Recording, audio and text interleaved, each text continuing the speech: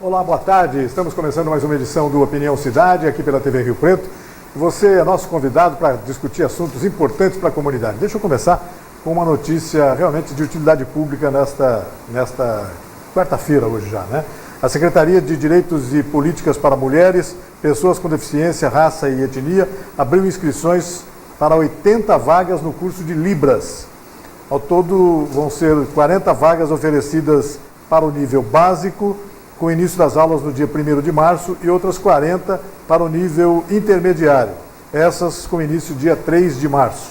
As aulas vão ser realizadas às terças e quintas-feiras, módulo básico e intermediário, respectivamente, das 13h30 até as 16h30, na sede da Secretaria, que fica na Rua Eduardo Nilsen, número 420, no Jardim Congonhas, aqui em São José do Rio Preto. O curso é destinado a surdos, familiares e comunidade em geral.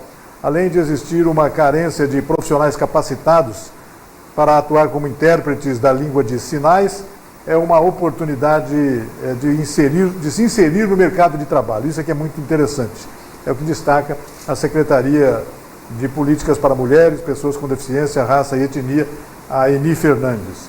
Os interessados devem enviar um e-mail informando nome, RG, CPF, endereço, telefone, escolaridade e profissão. O endereço do e-mail é librassecretariapcd2016@outlook.com. Para participar é necessário ser morador em São José do Rio Preto e ser maior de 18 anos de idade. O curso é gratuito e as inscrições terminam agora, dia 29 de fevereiro. Mais informações pelo telefone 17 3222 2041, 17 3222 2041, no Departamento dos Direitos da Pessoa com Deficiência. Notícia bastante importante. Sejam todos muito bem-vindos a mais esta edição do Opinião Cidade, ao vivo aqui pela TV Rio Preto de São José do Rio Preto, pelo canal 7 da NET para toda Rio Preto e pelo site www.tvriopreto.tv para todas as outras cidades do Brasil e do mundo, etc. Nós estamos mais uma vez recebendo aqui nos estúdios do Opinião Cidade o Coronel Luiz Roberto Vicente, comandante do 17º Batalhão de Polícia Militar aqui na cidade, e um colaborador desse programa. O Coronel Vicente, é sempre bom a gente estar conversando com ele sobre assuntos atinentes à segurança pública de um modo geral, a maneira de se aperfeiçoar essas relações entre segurança pública e as pessoas. A gente às vezes sempre reclama, ou com alguma frequência reclama de polícia, etc., de autoridades sobre isso, mas muito em relação à segurança cabe muito também à população agir, né? Tomar cuidado, fazer os registros de ocorrências. Às vezes são cuidados muito básicos até que tem que ser tomados, mas que acabam repercutindo na questão, impactando na questão da segurança. Coronel, mais uma vez, muito obrigado pela sua presença em nosso programa e vamos conversar sobre isso. Temos bastante assunto para conversar hoje, né? Sim. Vamos começar sobre essas apreensões. Temos aqui, a gente tem lido nos jornais, né, nesses dias todos, que tem havido uma série de apreensões de drogas e algumas prisões, inclusive, sendo realizadas aqui em Rio Preto, na região. Tem sido uma rotina nesses últimos tempos. Gostaria que o senhor falasse um pouco sobre isso, quais foram algumas dessas apreensões, por que isso está acontecendo bastante. Eu sempre pergunto isso, né? Quer dizer, quando está aprendendo mais drogas, não quer dizer que esteja aumentando o tráfico de drogas, não necessariamente, né, Coronel, mas realmente é uma ação policial muito intensa que tem havido por aqui, não é isso? Obrigado pela presença. Sim. Mais uma vez, vamos conversar sobre isso. Sim, olha, primeiro eu queria dizer que eu que agradeço, eu gosto muito de participar desse programa, que eu tenho uma oportunidade de estar falando para a população de uma maneira mais tranquila, com tempo, explicando o que realmente acontece na cidade, em termos de segurança pública, em termos de criminalidade. Então aqui eu me sinto muito à vontade e pode me convidar que eu virei aqui sempre. Eu gosto muito de participar desse programa. Aliás, a respeito disso, logo a gente pode ter alguma novidade, mas aí não vamos falar agora não. Daqui a pouco a gente fala, daqui a alguns meses a gente conta. Se Deus quiser. Certo. Olha, não é de hoje, já de uns 3 anos para trás, que a Polícia Militar aqui em Rio Preto trabalha focada no combate ao tráfico. Já dissemos isso aqui, por quê? Porque o tráfico, ele é o principal fator gerador de toda a violência que nós temos aí. Dificilmente a gente prende uma pessoa que ela não esteja ligada direta ou indiretamente ao tráfico de drogas. Vou dar um exemplo, Coronel. Por exemplo, essa semana nós tivemos uma ocorrência em Rio Preto. Um cidadão durante a noite, invadiu a igreja, a Sé Catedral. A catedral quebrou os vidros ali, entrou, certamente à procura de dinheiro, qualquer coisa assim, não achou dinheiro, mas depredou o que tinha lá dentro, vandalizou imagens de santos, etc. E tal. Certamente tem tráfico nessa história, né? Por algum motivo está ligado a isso. Eu não tenho dúvida nenhuma, primeiro, que essa pessoa vai ser presa em breve. Nós vamos prendê-los. Segundo, que é usuário de drogas. Aquilo ali é uma ação típica de usuário de drogas, né, que furta para conseguir alguma coisa para comprar ou para trocar com drogas. Né. Como eu estava falando, a Polícia Militar ela atua muito forte nesse combate ao tráfico de drogas e essa política tem dado resultado, porque nos últimos 3 anos nós tivemos aí uma queda em todos os índices criminais. Alguns índices criminais a gente tem o maior orgulho de dizer, por exemplo, qual que é o principal, o que se fala muito, né? O homicídio. No Brasil nós temos aí 50, quase 60 homicídios para cada 100 mil habitantes por ano. Aqui em Rio Preto, o ano passado, nós tivemos 24 homicídios. Só para você ter uma ideia, em 2002, nós tivemos 47. Nós estamos falando de uma cidade de, no mínimo, 400 meio milhão de habitantes. Rio Preto, essa história de IBGE falar que aqui tem 400 mil habitantes, isso é uma piada. Rio Preto tem meio milhão de habitantes tranquilamente. A gente sabe por que não tem a real, né? Mas é o seguinte, esse combate forte ao tráfico resultou, nesses últimos 3 anos, em números muito expressivos. Né? Eu estava falando, o Brasil tem uma taxa de 58, 59 pessoas, homicídios por cada 100 mil habitantes por ano. O ano passado, nós aqui somos meio milhão de habitantes. Nós tivemos 24. Então, se você fizer a conta disso Poderíamos ter, entre aspas...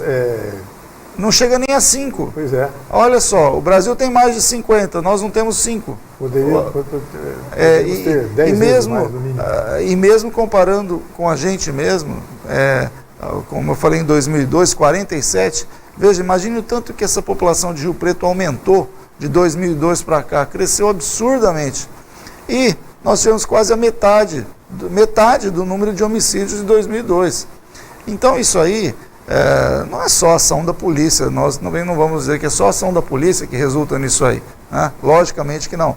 Uma série de fatores, né, que convertem para esse bom resultado. Mas sem dúvida nenhuma, se esses números tivessem, se essa criminalidade estivesse caindo e o serviço da Polícia Militar estivesse sendo o mesmo de hoje do que era há 3, 4, 5, 10 anos, os números na parte de produtividade fossem os mesmos, aí poderia ter alguma dúvida. Mas olha, a gente vem numa crescente, a Polícia Militar vem numa crescente de aumentando a produtividade, batendo recordes.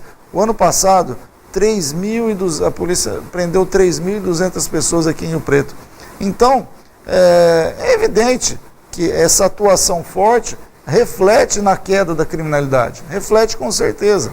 Por exemplo, o ano passado, a Polícia Militar aqui em Rio Preto, em um raio de 50 quilômetros, apreendeu 10 toneladas de drogas. Isso é recorde da história aqui, né? E esse ano, nós já começamos batendo forte no tráfico de novo. Essa semana agora nós tivemos uma apreensão que a CAEP atuou juntamente com a Polícia Rodoviária e apreendeu 2 veículos com quase 1,5 tonelada de drogas. Isso aí, somando ao que a gente já vem apreendendo desde o começo do ano, nós já estamos na casa de 2 toneladas de drogas. E não terminamos ainda o 2º mês do ano. Nós estamos falando de uma cidade, Rio Preto, né, servida, cortada por uma rodovia federal importantíssima. Certamente também é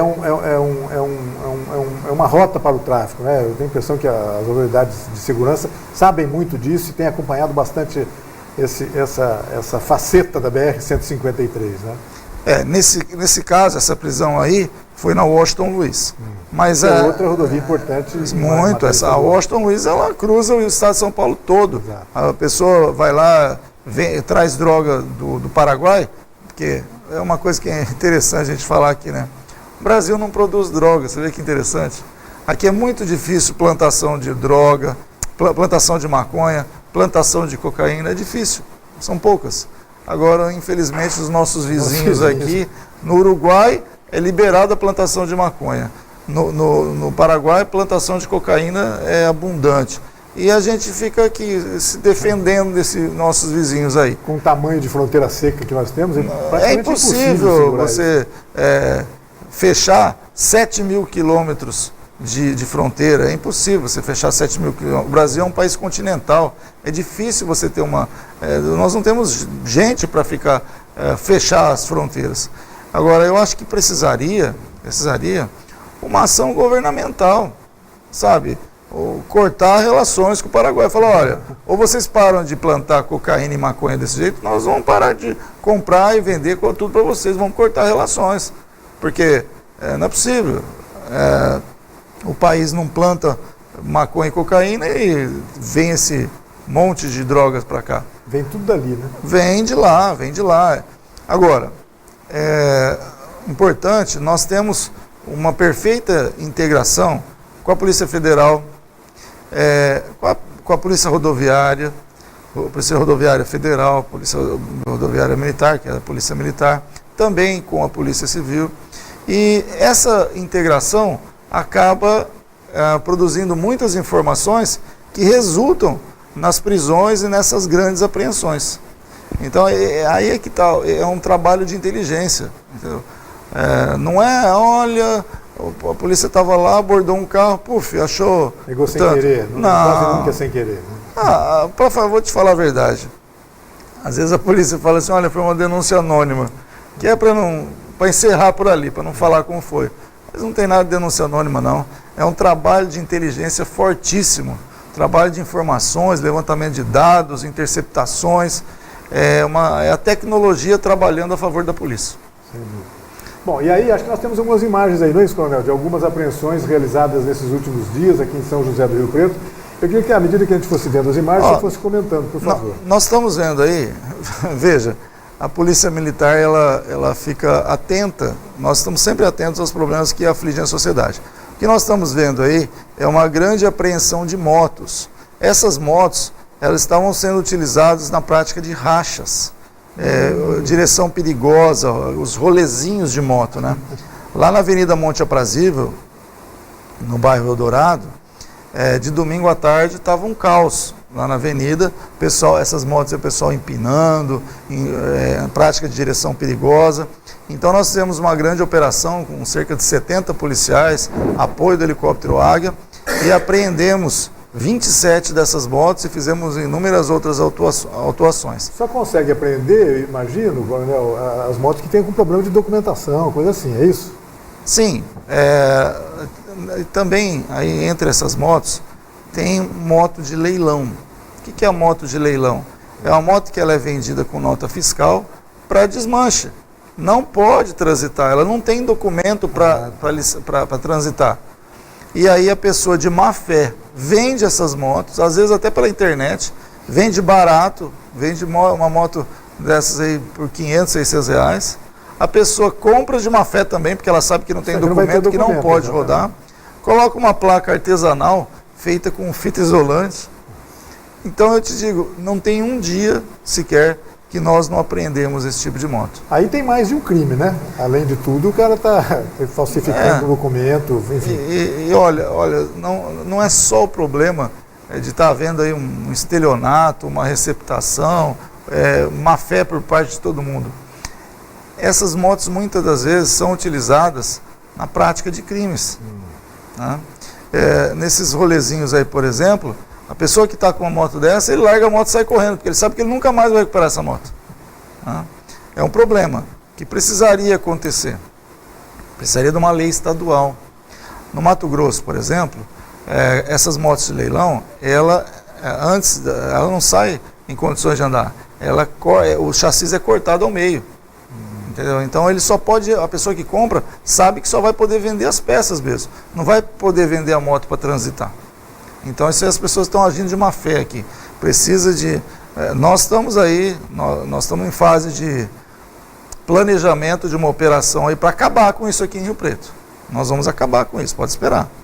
Mas precisa também de uma lei rigorosa em cima disso. Eu tenho a impressão que existem empresas, algumas sérias, outras podem ser que não, mas nessa área de leilão pode até ter empresas sérias, isso, elas podem comercializar, né? São motos cuja comercialização é autorizada, são resultado de dívidas, enfim, uma série de coisas, né? O que não pode é a pessoa comprar uma moto dessa que não seja para desmanche, né? Ela é feita para isso mesmo, para desmanche. E a pessoa também sabendo vender barato, claro. Né? Ele já vende barato porque sabe que vai fazer coisa errada. E quem compra também sabe disso, sabe que está comprando alguma coisa que não Mas em breve, em muito breve, você vai ter notícia aí que nós vamos atuar forte contra relação a esse pessoal aí.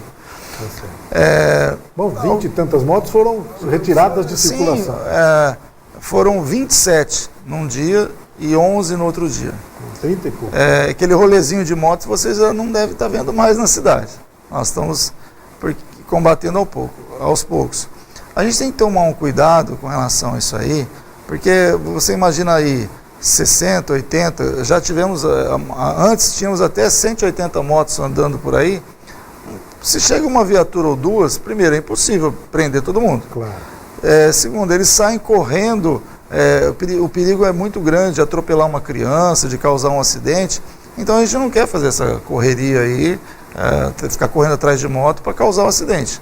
Então a gente faz um planejamento, faz um levantamento de informações, aí nós fazemos uma operação grande, vários policiais, aí sim a gente cerca, não tem como correr, o helicóptero está apoiando, sabe que não vai dar para fugir. Correr por aí dá para ver. Não dá para correr do helicóptero, não dá. A moto pode ser esperta para se livrar da polícia quando é um carro de 4 rodas, é um veículo 4 rodas, mas do helicóptero não dá não.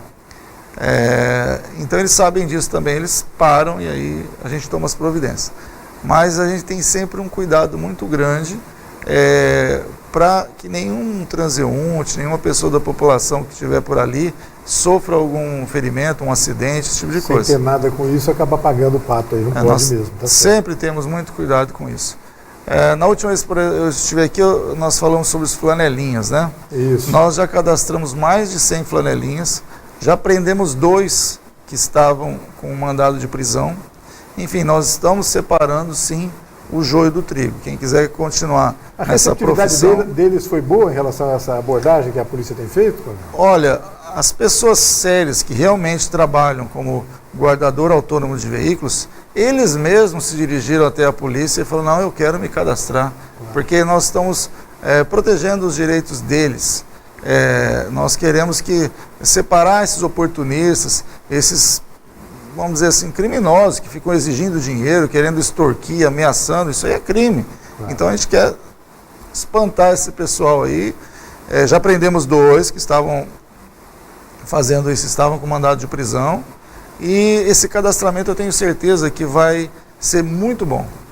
Vai dar o resultado que nós esperamos. A gente entrou para falar aqui dos rolezinhos de moto, mas nós tínhamos começado a falar sobre as apreensões de drogas. Eu não sei se a gente tem algumas imagens de apreensões. Se tiver, tem fotos. Podíamos ver, queria que o senhor fosse comentando essa questão. A gente já falou que foram feitas várias apreensões, é isso? Aí tem 1.500 tijolos de maconha. Estava metade em um carro, metade no outro carro. Foi uma parte, eles vinham do Mato Grosso. A polícia rodoviária tentou abordá-los de Votuporanga para cá, eles passaram por aqui, a polícia militar fez o acompanhamento, e um dos veículos foi abandonado próximo ao quilômetro 430 e o outro foi abordado no quilômetro 402, ali no trevo que entra para Termas de Ibirá. E esse foi preso, foram presas 2 pessoas, apreendidos os veículos e essa enorme quantidade de drogas aí.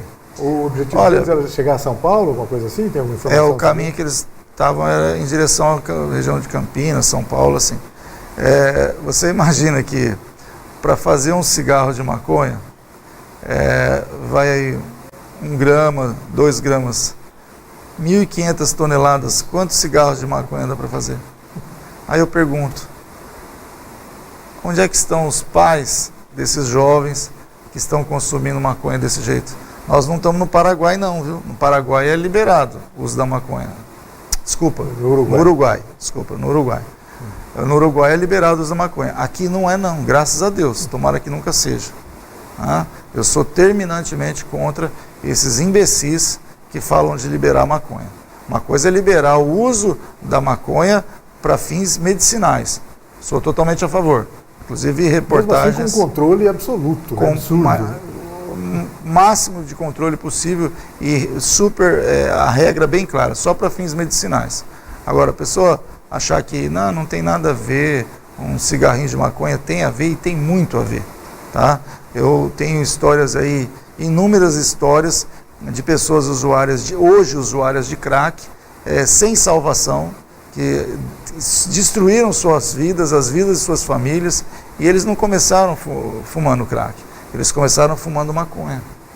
Então eu sou absolutamente contra, eu acho que essas pessoas que falam de legalização da maconha são assim, bandidos, na minha opinião, tá? Bandidos. Então nós somos contra. Agora, quando a gente vê, nós falamos aqui de toneladas, né? Então dá para você fazer milhões e milhões de cigarros de maconha. Quantas pessoas estão consumindo isso? Então isso precisa parar, esse consumo precisa parar, precisa diminuir. Principalmente os pais precisam de chamar a responsabilidade, colocar regras para os seus filhos, impedir esse consumo. Porque olha, eu temo que da forma como as coisas estão andando, nós vamos chegar a um caos no Brasil. Se não se parar, o governo como um todo, as autoridades, a sociedade não falar, chega, vamos parar de tanto consumo, vai chegar um momento em que isso aqui vai virar um caos. Na verdade está havendo assim, quase que uma aneliência das autoridades, estão permitindo o uso, né? O usuário não é, de maneira alguma, ele é punido, não é isso? Ele pode utilizar, desde que não caracterize, é claro, o tráfico, mas eu tenho visto que o senhor toda vez insiste nisso, fala bastante sobre isso, quer dizer, é um problema que a segurança pública tem encontrado, essa coisa do usuário está aí, né? Porque, é claro, para vender droga tem que ver quem vende e quem compra, né? Sim, se não tiver um dos dois, não vende, ninguém compra.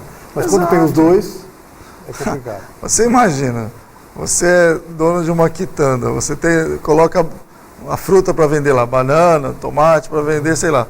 Aí ninguém compra, estraga, você não tem o que fazer. É a mesma coisa com a droga, é um comércio. O indivíduo vai lá no Paraguai e compra a droga, traz aqui, vou vender. Ninguém compra, ele faz o que com a droga? Ele toma prejuízo, fala, não vou vender mais isso não, que não dá dinheiro.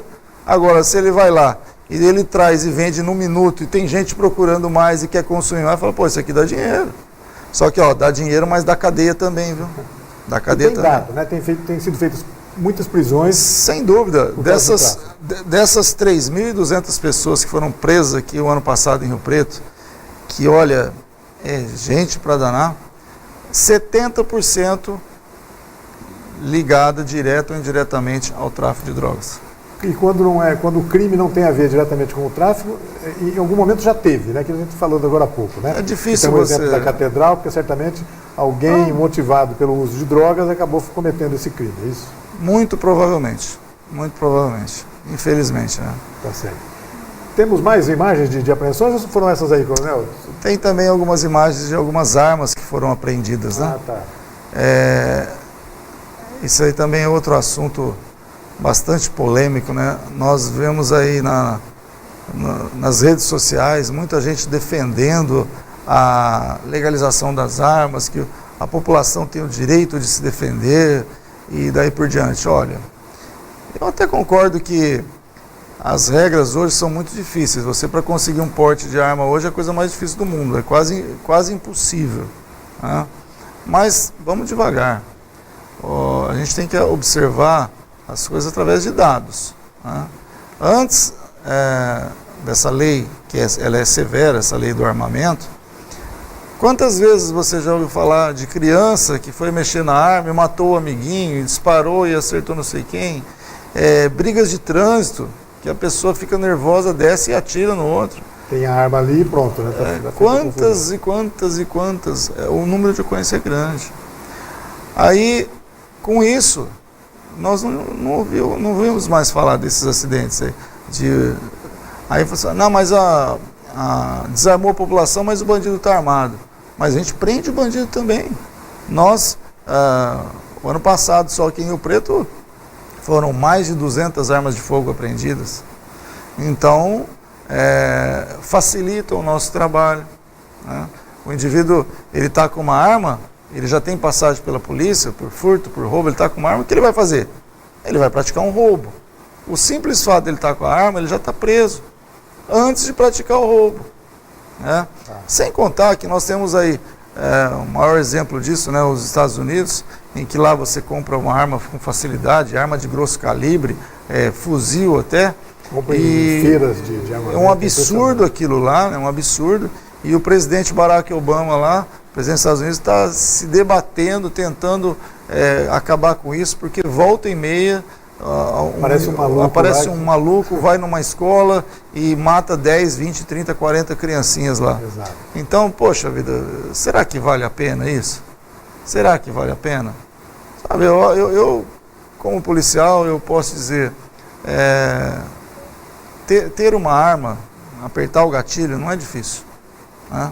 Mas você ter preparo para saber quando utilizar essa arma, aí não é tão fácil. Claro, às vezes as pessoas até pensam em adquirir uma arma na melhor das boas intenções. Eu quero apenas espantar ladrão na minha casa, mas se não souber utilizar ou deixar, ou ser negligente no guardar essa arma, aí acontecem então os acidentes envolvendo crianças, envolvendo pessoas que estejam limpando a casa. É um problema mesmo, não há dúvida que sim, né, Daniel? E olha, eu gosto muito de discutir as coisas através de números, de dados concretos, né? Então você fala, mas se eu tivesse uma arma eu poderia reagir, poderia morrer, poderia matar um inocente, poderia ir para a cadeia, poderia um monte de coisa. Agora, o que pode acontecer? Então o que eu faço? Olha, a pessoa veio te roubar, você não reaja, entrega o que ela quer e deixa, depois nós vamos prender. E tem que parar com essa mentalidade de achar que não vai prender. Às vezes eu falo assim, tá vendo esses dois ladrões que estão passando aí no vídeo? Eles vão ser presos. Vão, eu tenho certeza. Mais dia, menos dia são presos. Nós tivemos aqui essa semana que até a gente ficou muito preocupado. 2 duplas com motocicleta, 2 em cada motocicleta, fizeram vários roubos. Num dia só fizeram 10 roubos numa noite. E eu estava na rua, eu fiquei louco para prender esse pessoal. Eu peguei o pessoal da inteligência e falei, não, vamos atrás, ver onde tem imagem, temos que prender esses caras. Estão pensando que virou bang aqui agora? Vai numa noite fazer 10 roubos? Em uma semana nós prendemos as 2 duplas. Uma semana. Elucidou 30 roubos. Aí. Era pessoal, gente daqui mesmo, moradores daqui mesmo? E tinham 2 que eram de Badibacite. Vinha roubar aqui. Da região, né? Mas olha, é do lado, praticamente dentro de Rio Preto. Mas, voltando a falar nos números, né? Então, a pessoa, se ela vai ser roubada, ela não reage, deixa levar, depois a polícia vai atrás, vai prender. Se ela tem uma arma, o primeiro ímpeto é querer reagir. Aí o risco dela morrer é muito grande. Claro. Mas se não reage, depois o ladrão rouba e mata a pessoa. Tá bom, mata. Quantos latrocínios nós tivemos em Rio Preto ano passado? Você sabe quantos? 2. Latrocínios, que é o mais perverso dos crimes. Isso, que é matar para roubar. Nós tivemos só 2. Cidade de 500 mil de habitantes. Só 2. E os 2, os autores foram presos. Ou em flagrante ou dias depois. Então não fica impune.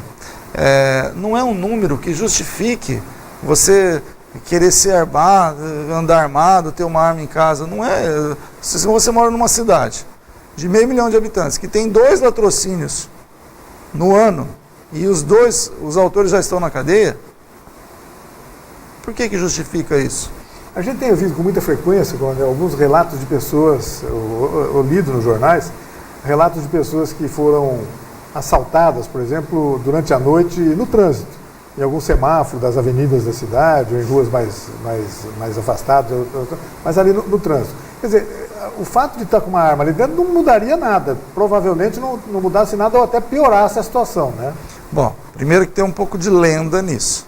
Né? Os registros de ocorrência aqui em Rio Preto, eu não me lembro, e olha que eu estou sempre olhando nos boletins de ocorrência, eu não me lembro de uma pessoa que foi roubada no sinal, no trânsito, com a arma apontada para o rosto dele. Aqui não tem registro disso. Pode acontecer, esses usuários de drogas que andam por aí à noite, às vezes pede o dinheiro, a pessoa não dá, às vezes ele pode querer usar uma faca, alguma coisa para ameaçar a pessoa. Mas assalto mesmo, de tentar levar o carro da pessoa, não tem havido registros? Roubo de veículos, por exemplo. Mês passado nós tivemos 14 roubos de veículos em Rio Preto. 14. Uma frota de quase 400 mil. 14 é um número bem pequeno, né? Roubo mesmo. Roubo. A mão armada, com faca, enfim. Alguns fizeram menção de estar armados, que agora virou moda também, né?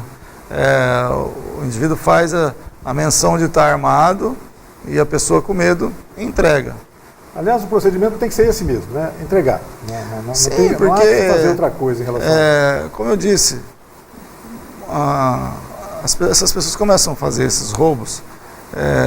Na verdade, a gente depois que prende, são jovens, criminosos, usuários de drogas, e eles acham que vão ficar roubando aí, em beleza. muitos casos menores de idade, né? Com menos de 18 anos. Mas o que acontece? Em bem pouco tempo, eles vão para a cadeia. Mas você veja, uma dessas duplas que nós prendemos a semana passada, são suspeitos aí de praticarem quase 30 roubos. Veja, se eles forem condenados em cada um por 5 anos, eles vão ficar um bom tempo na cadeia. Né? Pois é. Eu ainda acho que as penas no Brasil são muito brandas. Eu acho, especialmente para crime de furto, crime de roubo também. Mas quando se é condenado por um crime, é uma coisa. Mas quando começa reincidência, é condenado por 10 roubos, aí ele está...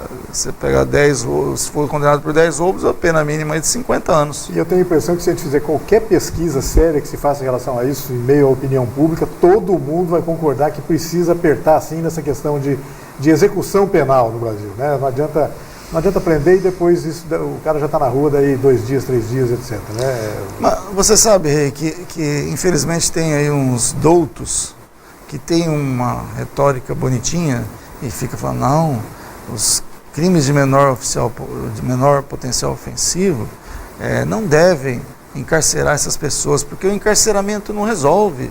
O encarceramento não resolve. Veja, o Estado de São Paulo tem 200 mil pessoas, 203 mil pessoas encarceradas. É um pensamento muito pequeno. Porque, pode olha, até não resolver, mas o que resolve então? Não, mas uma solução. Olha, por que essas pessoas estão enganadas? Porque hoje o encarceramento no Estado de São Paulo é grande? É grande. Tem uma polícia atuante, tem muita gente praticando crime e está prendendo bastante. Só que pergunta, quanto tempo eles permanecem na cadeia? Muito pouco tempo. Então o ladrão, ele sabe que ele vai ser preso por furto, por roubo, ele vai ficar um pouquinho e vai sair. Então ele não tem medo. Por isso que essa população carcerária é grande. Agora, se ele tivesse medo de ir para a cadeia, ele fala, não, se eu for para a cadeia, eu vou ficar preso lá 5, 6, 7 anos de verdade.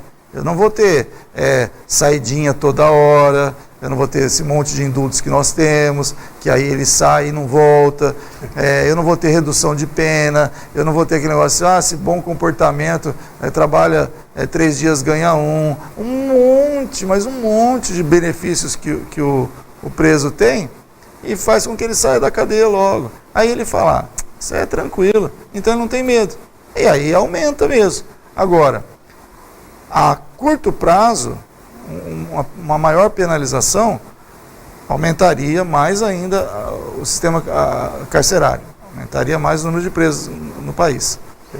Mas a médio e longo prazo, a tendência é esse número diminuir, porque as pessoas começariam a ter medo.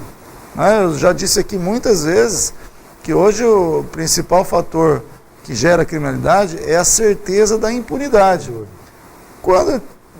Quer um exemplo maior disso que eu estou falando? Um exemplo não, uma prova disso que eu estou falando.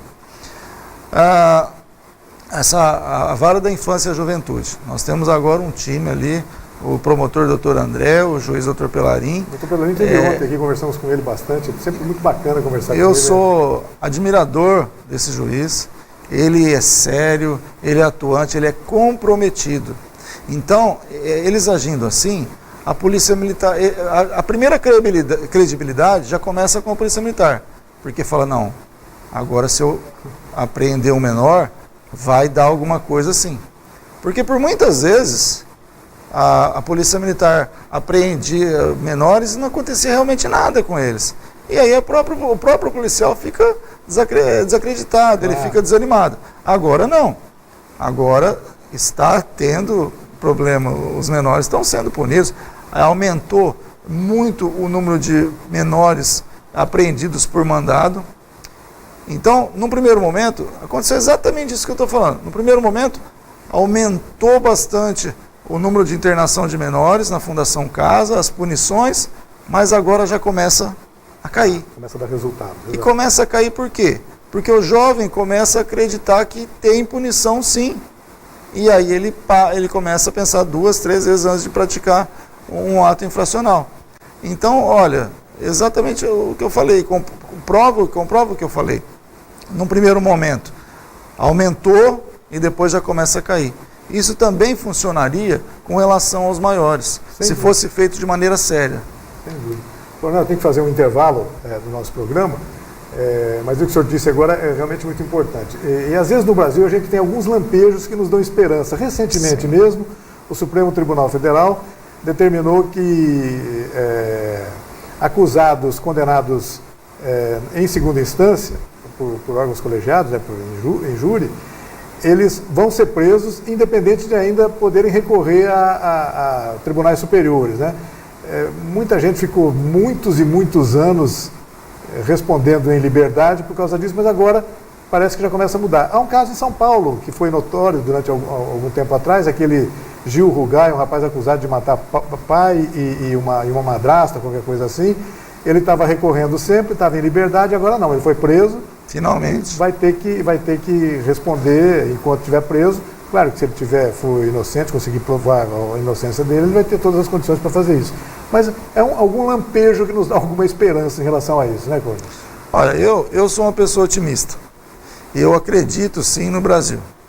E quando eu vejo juízes como esse Dr. Pelarim, juízes como o Dr. Moro que está fazendo aí à frente dessa operação Lava Jato, sabe, está caindo por terra aquela conversa que rico não vai para a cadeia.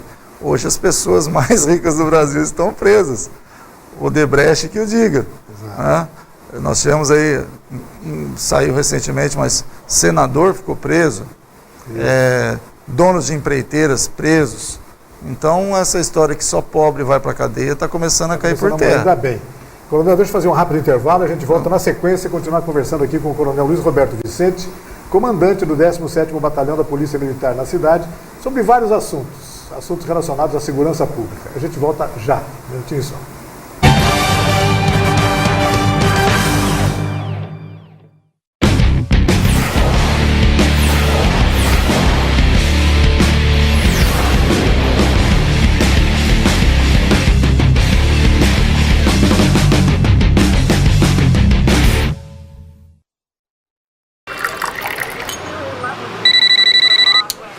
Alô? Senhora, eu lamento muito, mas o seu marido e as suas filhas, eles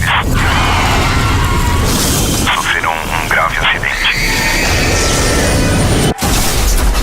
A imprudência mata na estrada e fora dela. Dirija com responsabilidade. Seja você a mudança no trânsito. Colocar vidas em risco não é acidente, é crime.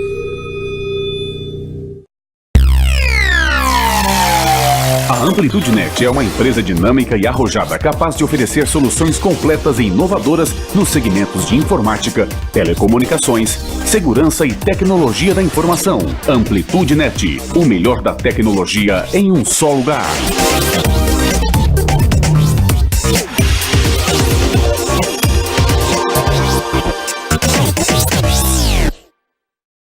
Andam falando por aí que com as mudanças da Previdência, agora a gente só vai se aposentar com 95 anos. Mas será que isso é verdade? Bem, a única coisa que mudou com as novas regras é que agora existe um novo cálculo para quem quer se aposentar com o valor integral, escapando do fator previdenciário. Funciona assim: você soma a sua idade com o seu tempo de contribuição. Essa conta tem que dar 95 pontos para os homens e 85 para as mulheres. Pontos, não idade, entendeu? Por exemplo, João tem 60 anos e contribuiu por 35. 60 mais 35 dá 95. Ou seja, João pode se aposentar com o valor integral. Lúcia tem 55 anos e contribuiu por 30. 55 mais 30 dá 85. Então ela também pode se aposentar com o valor integral. Portanto, o boato de que a gente só vai se aposentar com 95 anos é mentira. Agora que você sabe, aproveite e #compartilhe a verdade.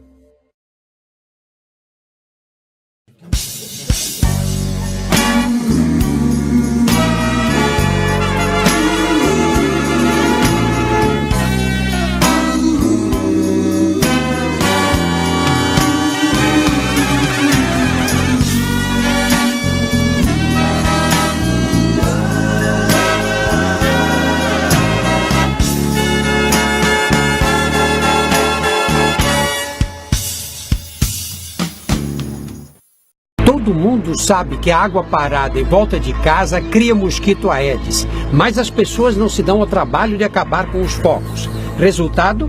Dengue e agora zika e a tragédia das crianças com microcefalia. É uma emergência. Cobre das autoridades a limpeza das áreas públicas, é responsabilidade delas. E faça a sua parte. O mosquito não vai picar só os seus vizinhos, vai transmitir doenças graves para sua família.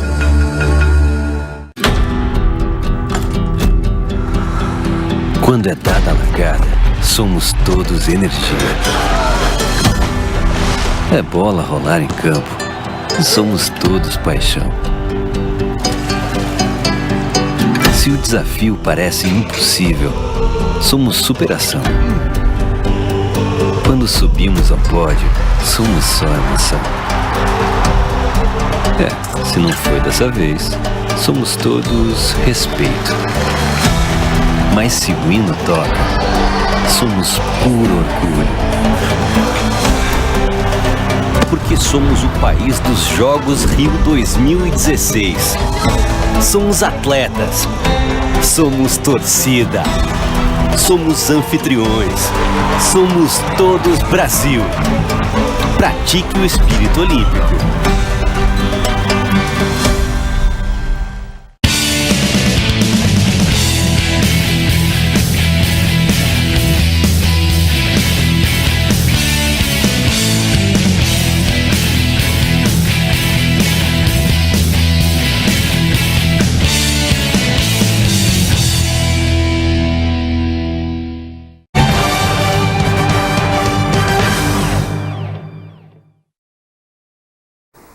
E nós estamos de volta com Opinião Cidade, ao vivo aqui, TV Rio Preto, de São José do Rio Preto, canal 7 da NET para toda Rio Preto, e pelo site www.tvriopreto.tv para todas as outras cidades do Brasil e até do mundo. E hoje nós estamos conversando com o Coronel Luiz Roberto Vicente, Tenente Coronel Luiz Roberto Vicente, comandante do 17º Batalhão da Polícia Militar em São José do Rio Preto.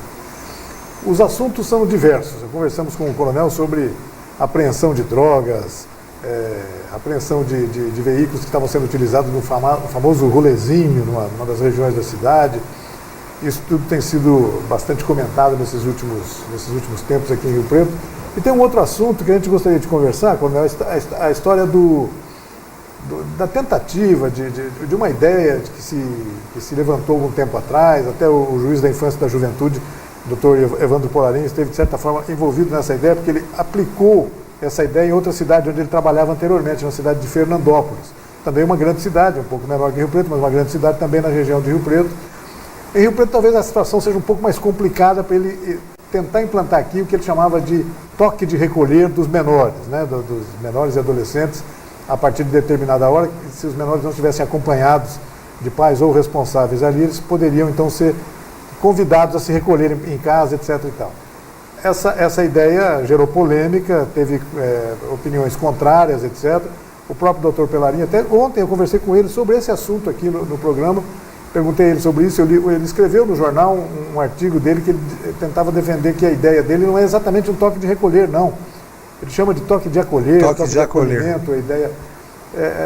era uma ideia gozada. Eu sou de uma geração, aqui em Rio Preto, até eu brinquei com o doutor Pelarin ontem, falei, doutor Pelarin, quando eu era jovem, adolescente lá atrás, eu tinha medo de comissário de menor.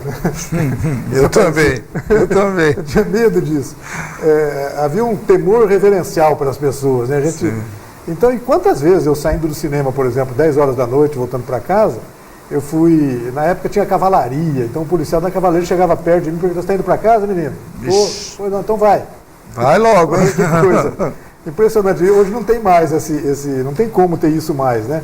Mas o que o senhor pensa disso? Dessa ideia do toque de recolher, ou que ele tenha outro nome? Mas assim, essa ideia de inibir a presença de jovens, de crianças desacompanhadas em horários inadequados. Queria que o senhor falasse um pouquinho sobre isso. Veja, esses nomes que a imprensa acabou dando, toque de recolher, não tem nada de toque, não vai tocar nada, não tem nada disso. O que acontece? Graças aí, principalmente, à negligência dos pais, que você estava falando quando eu era pequeno, né? Isso. Quando eu era pequeno, se eu chegasse depois das 10 em casa e não tivesse um bom motivo, o meu pai, exatamente. entrava a vara da juventude, mas era a vara mesmo, não tinha essa conversa. E agora não, o que a gente observa, os traficantes aliciando cada vez mais menores para atuar no tráfico, e aí você passa por alguns locais, 1h da manhã, 2 da manhã, e vê aqueles moleques de 15, 16 anos correndo para cá e para lá, tudo na correria da droga. Então isso não pode. Nós estamos falando de bairros, em alguns casos até bairros afastados da região central, né? Sim, eu tive num debate com o doutor Pelarin, em que pessoas os alunos de uma escola ficavam fazendo perguntas. E aí um falou, mas olha, isso é discriminação. Porque o que acontece? Lá em Fernandópolis, quando ele implantou isso lá, e depois, infelizmente, o Supremo Tribunal Federal cassou essa medida aí, proibiu essa medida, veja, Fernandópolis é bem menor que Rio Preto. Isso, deve ser uma cidade hoje de menos de 100 mil habitantes, né? Então, aqui Rio Preto é umas 5 vezes maior que lá. Sem dúvida. E os problemas aqui são mais complexos. Eu gostei de uma coisa, eu fiquei muito feliz de uma coisa que ele disse. Quando ele vinha, o doutor Pelarin disse, quando ele vinha para cá, ele sabia que Rio Preto era uma cidade grande, que teria muito mais dificuldade, muito mais problemas, mas que ele teve uma grata surpresa. Ele ficou muito contente com a atuação da Polícia Militar. Ele falou isso, palavras dele, a gente pede uma coisa para a Polícia Militar, em questão de horas, eles já fizeram. Né? E a gente gosta também, porque quando nós temos nosso trabalho respaldado, apoiado, pela Justiça, pelo Poder Judiciário, aí que a gente trabalha para valer mesmo, né? Mas, então, perguntas fizeram lá, por que isso é discriminação, fazer em determinado bairro, por que não faz na cidade inteira? Primeiro, na cidade inteira não tem condições de se fazer e também não precisa. Mas por que vocês escolheram... bairros pobres e não bairros onde mora gente rica? Mas não é isso, né? Então, tem que acontecer. Veja bem, essas ações têm que existir onde os problemas existem. Exatamente. Né? Quem vai escolher onde vai haver isso ou não são os próprios menores. Então, onde houver uma incidência maior de jovens pelas ruas de madrugada ou na correria do tráfico, esses bairros, sim, nós vamos atuar nesses locais. É onde precisa. Então, não somos nem a polícia, nem o Poder Judiciário que escolhe. As próprias pessoas escolhem onde serão vigiadas, vamos dizer assim. Mas eu queria dizer o seguinte, para todos os jovens aqui de São José do Rio Preto, para que não fiquem preocupados com isso, não precisa ficar alarmado com isso, porque essas medidas todas, essa preocupação nossa é justamente proteger os jovens, para que esse jovem tenha uma vida saudável, vai dormir mais cedo, vai estudar, e que não entre no mundo da criminalidade. Não correr o risco do aliciamento, né? Porque a gente sabe que vendedores, traficantes de droga estão sempre atuando, né? Uma das portas de entrada para o tráfico, coronel, se o senhor discordar comigo, pode até dizer, mas é a questão do consumo de bebida alcoólica. Se a criança tem a chance de consumir bebida alcoólica nessas vibes aí, nessas festas que existem, claro que ela vai acabar se envolvendo nisso. É esse zelo que tem que ter, não é isso, cara? Com certeza. Hoje, a polícia, todo mundo observa por aí, jovens de 15 anos já começam a beber. E é cíclico isso, não tem como fugir disso. A pessoa, se você pegar, não são todos que tomam cerveja que vão virar drogados, não é isso. Mas se você pegar o drogado, né, o viciado, aquele que já está lá na frente, que já destruiu a família, que já destruiu a saúde, viciado em crack, que ele a porta de entrada dele foi o álcool. Quando você vai ver lá no início, ele entrou exatamente com uma latinha de cerveja. Ele começou com uma latinha de cerveja, passou para um cigarro, passou para maconha, passou para cocaína, passou para o crack e acabou com a vida dele. Quando chega aí já não dá mais, né? Cocaína, já fica e olha, se a gente for computar o prejuízo que o excesso de bebida alcoólica tem causado para a população, para o país, é muito grande. É muito grande. E gozado do seguinte, né? Lembra que antigamente nós tínhamos na televisão propagandas lindas, maravilhosas de cigarro. Né? Todo mundo fumando cigarro e tal. E tudo associando o cigarro a coisas essencialmente prazerosas, né? Grandes esportes. Festas, esporte, lazer, aquela coisa toda, né? Pois bem, foram proibiu. Hoje não passa mais, faz tempo já que não passa propaganda na televisão. Os cigarros vêm com algumas fotografias lá feias, né, para alertar as pessoas e tal.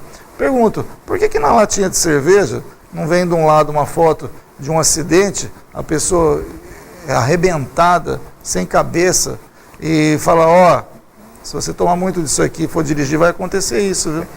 Por que não proíbe, desculpa, por que não proíbe a propaganda de cerveja na televisão? Houve algumas restrições, diminuiu-se alguns horários e tal, mas continua existindo a propaganda. Eu vejo assim, sempre passa o pessoal, festa, praia, mulheres bonitas, e todo mundo bebendo cerveja, aí no final fala, beba com moderação. Isso, um segundinho. Que isso?